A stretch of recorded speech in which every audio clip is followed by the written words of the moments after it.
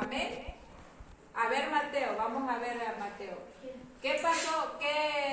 Dime algo de la historia de David y Goliat. Goliat era como un grande y David un pequeño niño. Exacto. Y el niño con un mazo que se hacía así, le lanzó una piedrita y Goliat Con quedó. una onda venció al gigante, ¿no? La historia de David y Goliat, todo el mundo lo sabemos. El gran gigante, hombre todo cubierto, desde la cabeza hasta los pies cubiertos de armadura. No había lugar en su cuerpo donde él estuviera libre para poderlo matar. Solo tenía libre esta parte de su cara, desde la frente, la cara. De ahí todo estaba cubierto de armadura. Y la historia nos dice que este hombre salía a desafiar al pueblo de Israel porque estaban en guerra. Dice la historia de un lado estaba el pueblo de Israel y del otro lado estaban los filisteos. Y en medio había como un campo donde el gigante salía a desafiar al pueblo de Israel y decía: que venga uno a pelear conmigo, que venga uno, y los desafiaba al pueblo de Israel. Pero yo me voy a enfocar en este tiempo en los pequeños detalles que pasamos desapercibidos y que son para mí la parte más esencial de esta historia. Por ejemplo, dice, miren, les voy a leer el principio. Los filisteos juntaron sus ejércitos para la guerra y se congregaron en Soco, que es de Judá, y acamparon entre Soco y Azeca. En Efes también Saúl y los hombres de Israel se juntaron y acamparon en el valle de Ela, y se pusieron en orden de batalla contra los filisteos. Y los filisteos estaban sobre un monte a un lado, e Israel sobre otro monte a otro lado, y el valle entre ellos.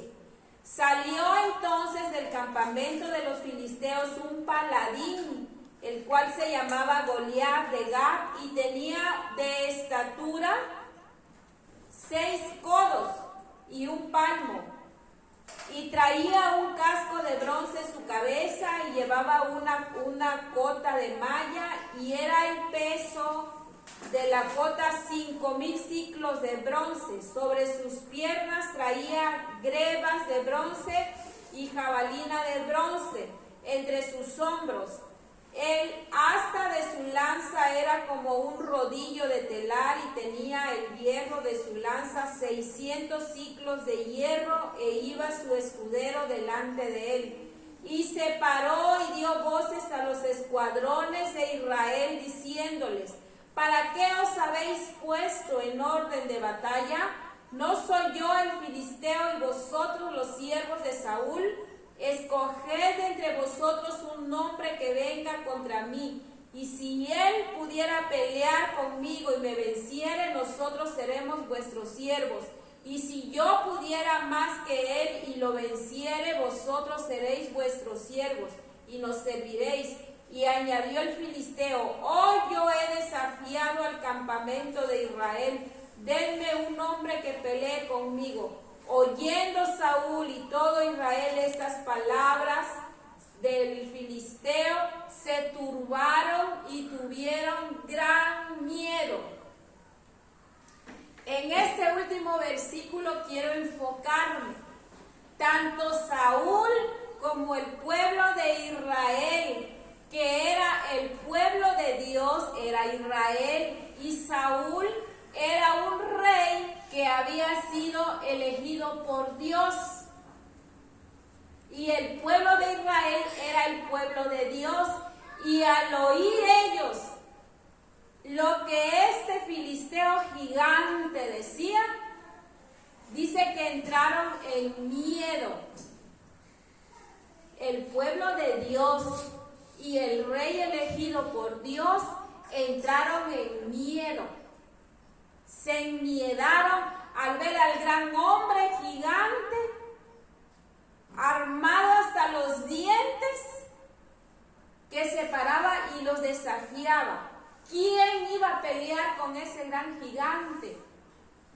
¿Quién del pueblo de Israel, del pueblo de Dios, iba a pelear con él?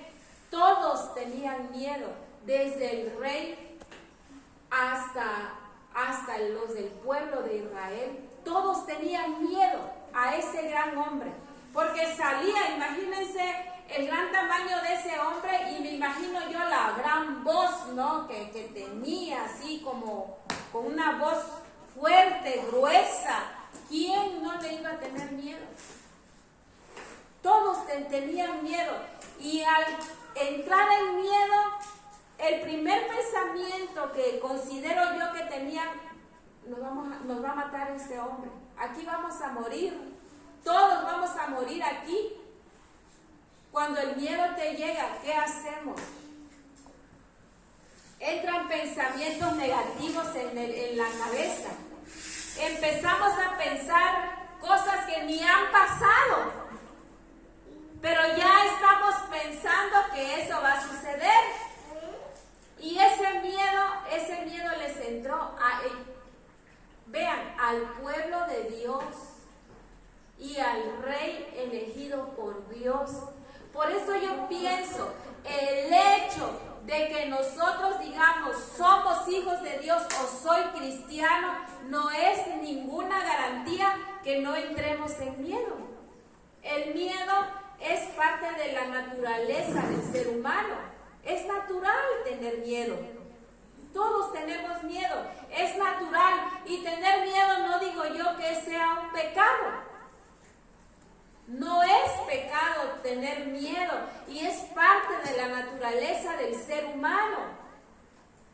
Lo malo es cuando el miedo nos paraliza. Ahí ya está lo malo, no es pecado, es algo malo, que el miedo nos paralice. Por ejemplo, en estos tiempos, es que ven todo lo que está pasando, allá hubo balacera, allá levantaron a uno. Yo no salgo, ya no salgo, porque si salgo a la calle me va a pasar algo.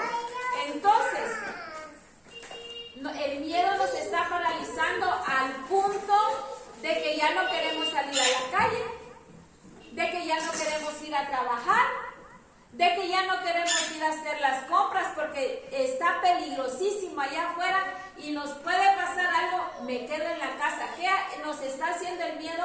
Nos está paralizando.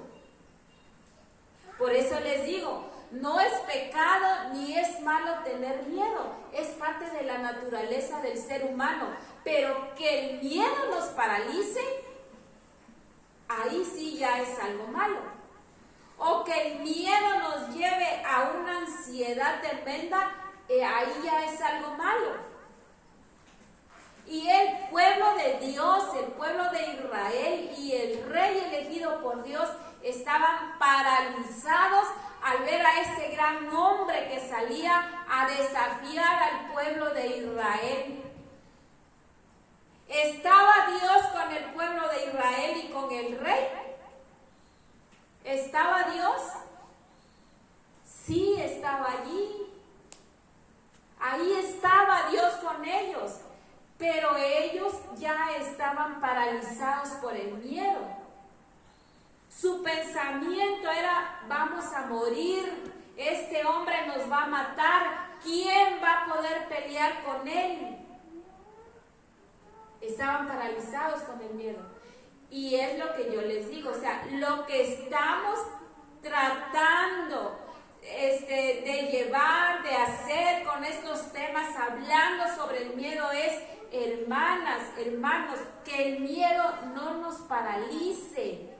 Es normal tener miedo, sí, es normal. ¿Es pecado, hermana? No es pecado. Pero el miedo nos puede paralizar, y hasta nos puede matar. Y el miedo, acuérdense, no viene de Dios, el miedo viene del mal.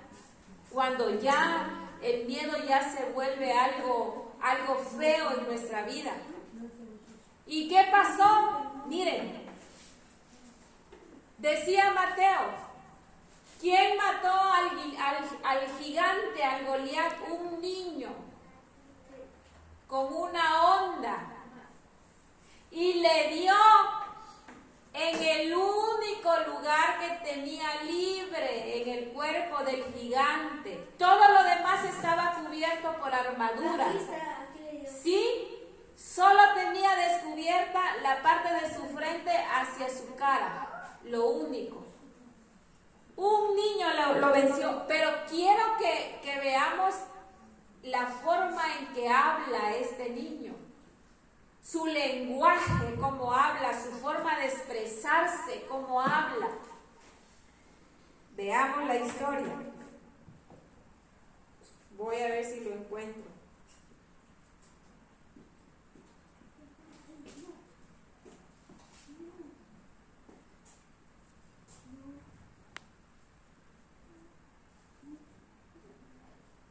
Vamos a ver si lo encuentro lo más rápido, porque esta parte trae 50 versículos.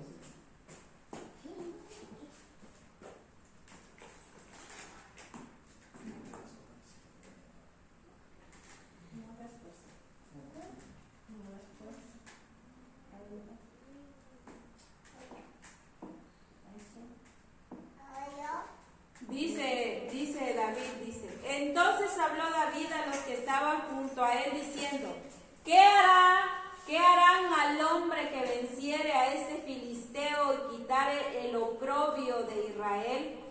Porque ¿quién es este filisteo incircunciso para que provoque a los escuadrones del Dios viviente?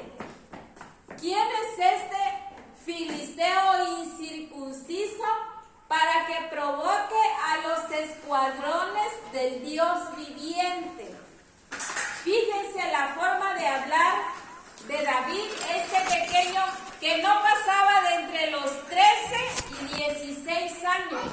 Esa edad tenía David, entre 13 y 16 años.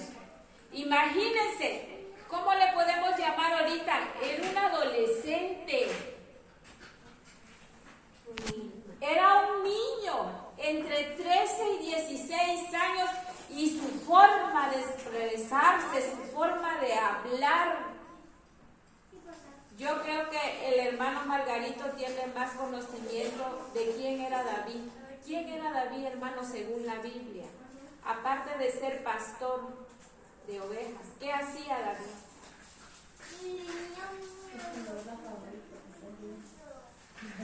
Pues David viene de la descendencia de Isaí, pues era pastor de ovejas, pero desde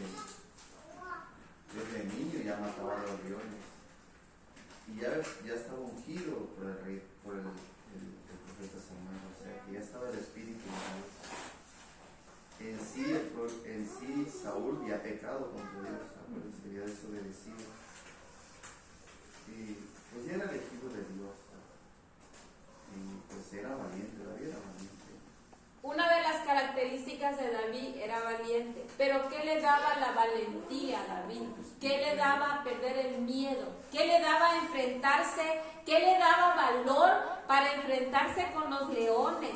Para enfrentarse con los osos y para decir, ¿quién es este incircunciso para vencer a los cuadrones del Dios viviente? ¿Quién le daba ese valor a este pequeño, a este adolescente? ¿Quién le daba el valor para hablar así? Pero dice la Biblia, el libro de Salmos está escrito por la mayoría de los salmos, del 1 al 70, si no es que me equivoco, fueron escritos por David. David era pastor de ovejas. Y en lo que las ovejas comían, se alimentaban en el pasto, él se dedicaba a hablar con Dios, a escribirle salmos, a cantarle, porque cantaba, escribía y cantaba y le cantaba a Dios.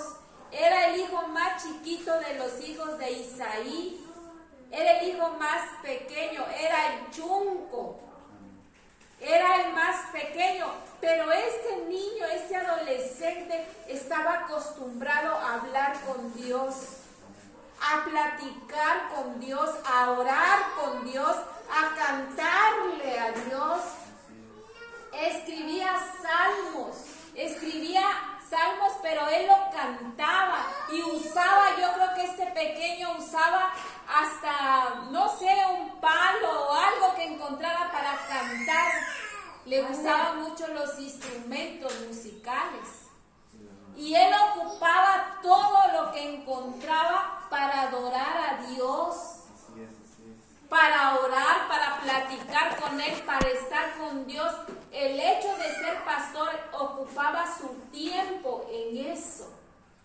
De ahí viene el valor que tuvo este pequeño, este niño, para hablarle así a ese gigante.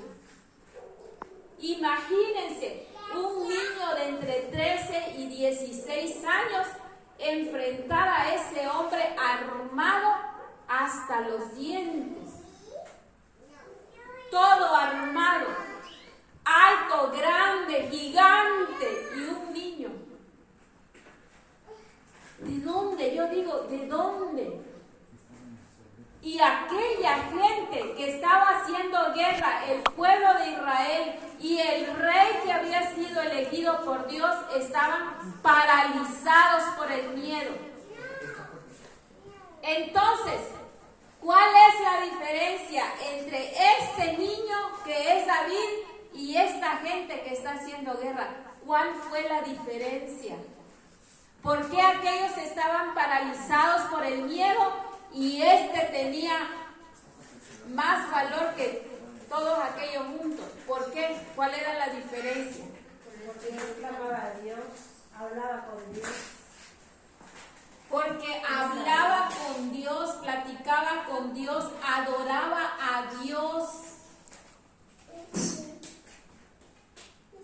Eso era lo que aquellos no hacían. Sí, eran hijos eran del pueblo de Israel, el pueblo de Dios, formaban parte del pueblo de Dios. El rey era un elegido por Dios, pero no el hecho de que fueran pueblo y que fueran rey elegido por Dios no hizo la diferencia con el otro. Que entonces yo me preguntaba, por eso le digo, en esta historia vamos a ver los detalles que no hemos visto durante tanto tiempo. Que ya sabemos que David lo venció a Goliat, el gigante, con una onda, con una piedra lo tiró y lo hizo que cayera el gigante, y cuando cae, David corre y le corta la cabeza.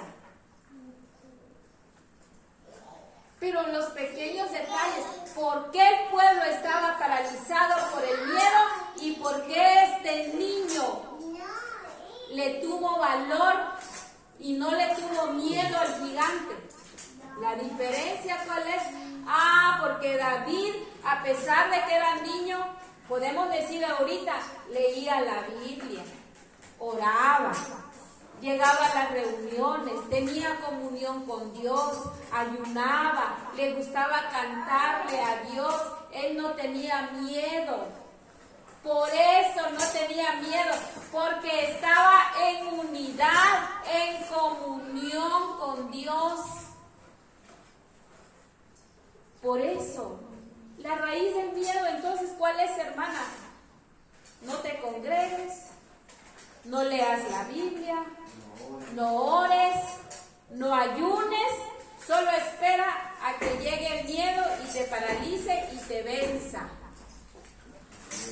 De ahí viene la raíz del miedo, del alejamiento con Dios, con nuestro Creador, con nuestro Ser Supremo. De ahí viene la raíz, de ahí viene. Les decía yo la semana pasada tuve a varias hermanas sumergidas en la ansiedad. ¿Por qué? Decía la hermana Maya, no sé si este domingo o el domingo antepasado, es que creemos que Dios, pues es Dios y nos ayuda y es bueno, pero no sé qué pasa. ¿Saben? Yo le decía a una de ellas, hermana, hay una gran diferencia entre creer en Dios, creer que Dios existe, creer que Dios creó el universo, creer en Dios y la diferencia es creerle a Dios. Y yo preguntaba, ¿le cree usted, hermana? ¿Le cree en lo que dice la Biblia, en las promesas que Dios nos deja en la Biblia, que dice, yo estaré contigo? Aunque pases por las aguas no te vas a ahogar, aunque pases por el fuego no te vas a quemar, yo voy a estar contigo, hermana. ¿Le cree a Dios? ¿O nada más cree en Dios? Creemos en Dios que puede hacer todo lo que usted dice, que no nos vamos a ahogar, que todo lo vamos a, Pero Dios quiere que también oremos, le sirvamos más. Debemos de desechar, porque fíjense, cuando el miedo llega nos paraliza y nos cierra, o sea, nos bloquea. Y decimos, aunque el Espíritu nos diga, ponte a orar, ve a orar, ve a hacer esto, pero la mente dice, no lo hagas. Por ejemplo, hoy yo decía, voy a ayunar porque hay algo en mi familia ahorita Que necesita vencer. necesitamos, hay algo que nos está paralizando. Pero llega una amiga y me dice, amiga, te invito a un tabaño. Arroz con leche. Ay, Dios, padre. Y en ese momento se me olvidó que iba yo a ayunar. Ahí perdió esa bendición. Ajá. Mire, por eso les digo. Pero andaba yo a eso de que decía, voy a ayunar, o a eso no tengo voy a ayunar. Pero en un segundo, Se perdió eso. El Espíritu le decía, ayuna. Pero la mente la bloqueó y le hizo olvidar que tenía que ayunar y ya no lo hizo. Ajá. Entonces, por eso le digo, cuando el miedo llega y nos paraliza, nos bloquea la mente. El Espíritu nos va a decir, ora, ve a orar, lee la Biblia, haz esto. El Espíritu nos va a insistir, pero como la mente ya está bloqueada por el miedo, ya no nos deja hacer eso. Por eso les digo, mire, nada mejor, nada más excelente que disciplinarnos en eso. Sí, cuesta, hermanas y hermanos, cuesta, más cuando trabajamos, cuesta, es duro, pero que nuestro espíritu venza nuestra carne. Entonces lo vamos a poder lograr, porque la raíz, vuelvo a decir, la raíz del miedo es la lejanía que nosotros tenemos con Dios. De ahí viene el miedo, de ahí viene. Entonces, lo segundo, ¿le creo a Dios? ¿Le creo en sus promesas o nada más creo en Dios? ¿Realmente le creo o nada más creo en Dios? Lo segundo, que es la raíz del miedo, la incredulidad en nuestra mente y en nuestro corazón. No le creemos. Por más que estamos aquí, estemos en cualquier congregación y nos estén enseñando, pero ya nuestra mente está bloqueada. Ya nuestra mente está en la incredulidad y en el corazón está la incredulidad. Entonces, ¿qué debemos hacer? Como les vuelvo a decir, como dijo el hombre en la historia de la Biblia, Señor, ayuda a mi incredulidad. Quiero creer pero mi carne, mi mente me bloquea a no creer. Ayúdame a creer. Y créanme, hermanas y hermanos, que vamos a estar más tranquilos y en paz. No vamos a estar ansiosos, no vamos a estar desesperados, no vamos a estar afligidos. No vamos a tomar decisiones equivocadas por la situación, sino en medio de la tribulación, en medio de la aflicción, en medio del problema, vamos a estar en paz. Vamos a estar en paz, tal vez con miedo, pero que el miedo no nos paralice. No nos paralice. Ahorita es normal. Claro, ahorita ya tomamos más precauciones por la situación en la que está nuestro estado. Ya somos más precavidos, ya no andamos tan tarde de noche en la calle, hacemos las cosas que debemos hacer temprano, o sea, sí tomamos precauciones, pero no nos paraliza el miedo. ¿Por qué? Porque creemos que Dios dijo que va a mandar a sus ángeles para que acampen alrededor nuestro y nos defiendan. Amén. He ahí, ¿por qué la raíz entonces del miedo? El alejamiento con Dios, lo primero, alejarnos de Dios. Cuando Adán y Eva pecaron, ¿no? Tomaron el fruto prohibido, lo comieron, y cuando Dios llegó al huerto y le dijo: Adán, ¿dónde estás? Llegó Dios al huerto y le dijo a Adán: ay, Señor, es que tuve miedo y me escondí, dijo Adán. Y Dios le dijo: pero ¿por qué tuviste miedo? Porque ya Adán había pecado. El pecado nos mete también el miedo. Cuando hay práctica de pecado en nuestra vida, ahí va el miedo de regalo, o de, ¿cómo se dice? De cola. Ahí va. Ahí estamos practicando el pecado, ahí va el miedo. Y el miedo te va a paralizar. ¿Por qué? Porque estás pecando. Adán pecó y después de pecar le dio miedo. Dios, al oír la voz de Dios, cuando dice la Biblia que Dios llegaba a platicar con Adán y con Eva, todos los días platicaba con él. Pero una vez pecaron, ya les daba miedo. Entonces, son circunstancias que nos llevan a estar enmiedados, a que el miedo nos paralice. Y todo eso lo debemos de evitar, porque son cosas que está en nuestras manos evitar. Y por eso son estas clases, y por eso son estas enseñanzas. Cómo no caer en el miedo, o no permitir que el miedo nos paralice y que nos lleve hasta una situación de, ahora sí que dijeran por ahí, de tomar la puerta falsa. Así es.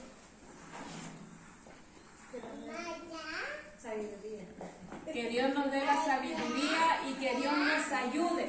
Pero acuérdense, entonces, ¿qué debemos hacer? Acercarnos más a Dios.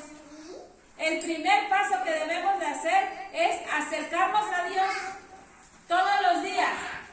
En la mañana nos acerquemos a Dios. El segundo paso, ya estando cerca de Dios, decirle: Señor, la verdad, soy incrédulo. Siento que tengo incredulidad en mi corazón. Ayúdame, quítame, desarraiga, arranca la incredulidad de mi corazón y de mi mente, y quiero creer en tu palabra. Siguiente, tercero, evitar el pecado. Porque un pecado que estemos practicando nos lleva de colada a otras cosas. Nos lleva, ahí va de regalo, atrás del pecado van otras cosas que van a hacer, nos van a tener afligidos, desesperados. Siguiente, otro. Veamos con quién nos juntamos. Veamos con quién platicamos. Veamos quiénes son nuestras amistades. Veamos de quién recibimos consejo. Siguiente, eso es muy importante.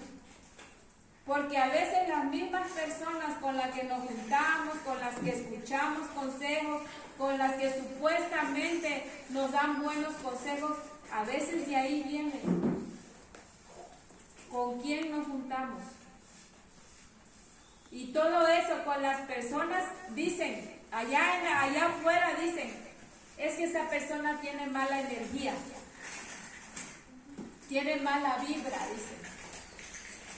No, algo tiene algo malo, una mala vibra, una mala energía y como que no me siento bien. Y puede ser mala energía o puede ser una mala vibra según el mundo, pero según la Biblia es gente que está sumergida en esta situación de desesperación, de aflicción, de miedo, que su interior no está tranquilo, no está sano. Nos van a contaminar, nos contaminan. Por eso debemos de ser selectivos en nuestras amistades y con quienes nos juntamos. Debemos de ser selectivos. Amén. ¿Hay una duda hasta aquí? Todo tranquilo. Bueno, cierra.